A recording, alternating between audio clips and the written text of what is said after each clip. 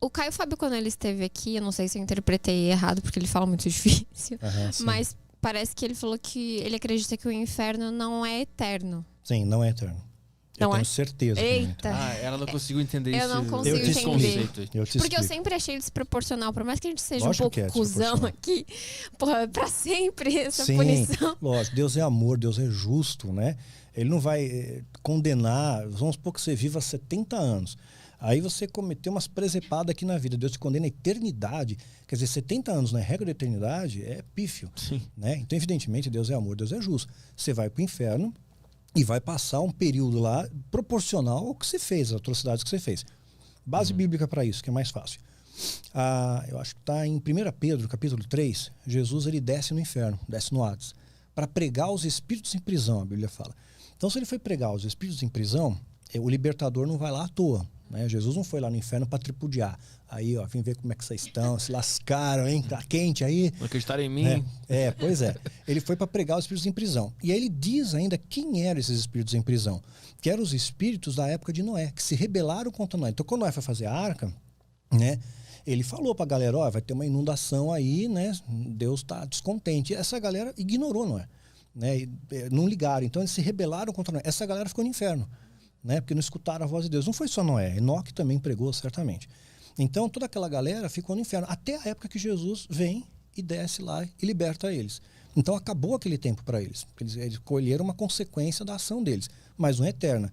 E o tempo também é relativo, né? Porque a gente conta o tempo com base na rotação, translação da Terra, distância no Sol. Mas o mundo espiritual é outra contagem. Né? Então, não dá para saber quanto tempo eles ficaram exatamente ali. Não vai dizer que ficaram 6.000 anos, né? Quando vê, nem existe tempo nessa dimensão. Não existe tempo. O tempo está aqui. Aí é muito difícil de conseguir entender essa prisão no inferno, sendo que o tempo não existe lá. Exato. É uma coisa temporal. A Bíblia diz, tenta desmembrar um pouco isso para a gente, dizendo que um dia para Deus é como 1.000 anos e 1.000 anos é como um dia. Pautado no nosso dia terrestre. Né? Para a gente ter um vislumbre que as proporções são bem diferentes. O céu e o inferno, eles são locais de energia? Porque não é um espaço físico, né? São dimensões. Eu entendo como dimensões espirituais. Dimensões espirituais. E cada dimensão vibra numa energia X. Vibra numa energia X. E é claro, uma energia ruim você não vai se sentir bem. Não vou dizer que o inferno é confortável, né? Não tem ar-condicionado. Sim, claro. E aí, no caso da tua energia, vai para essa energia ruim. Isso. Mas o perdão, uma vez que tu tá no inferno, tu tem que conseguir entender o que tu fez e... Eu creio que sim. Pedir desculpas. Eu acho que é uma questão de reflexão, sim.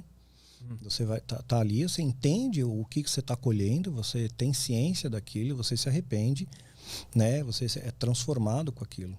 Né? Eu não creio, Deus não criou o homem para condenação eterna. Né? Seria demais. O que eu me pergunto é a capacidade dessa energia ou desse indivíduo de entender e pedir perdão. Como é que ele vai conseguir entender isso? Não corre o risco do cara ficar no inferno e não entender? E não perceber nunca. Se a gente pegar na nossa esfera aqui, pegar um cara e prender ele, joga ele na cadeia, ele sabe por que ele está lá.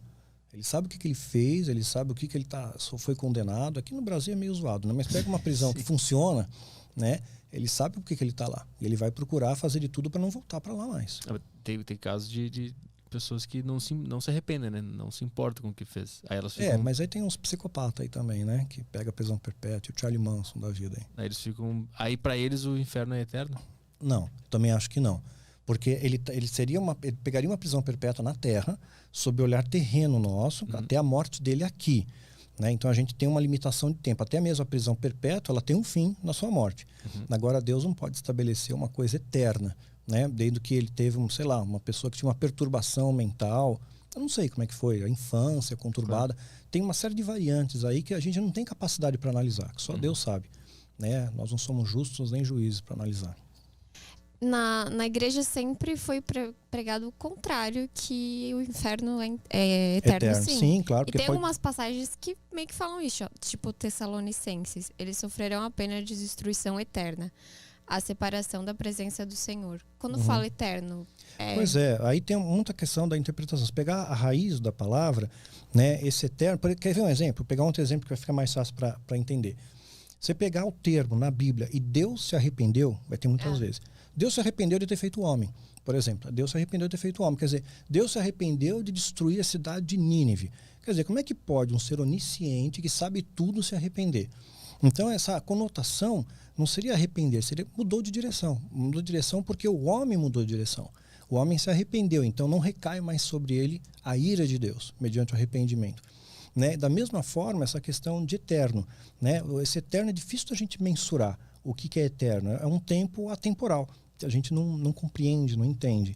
Mas eterno, ao pé da letra, empiricamente, para a gente, não. Seria um insulto até à bondade e à justiça de Deus, né?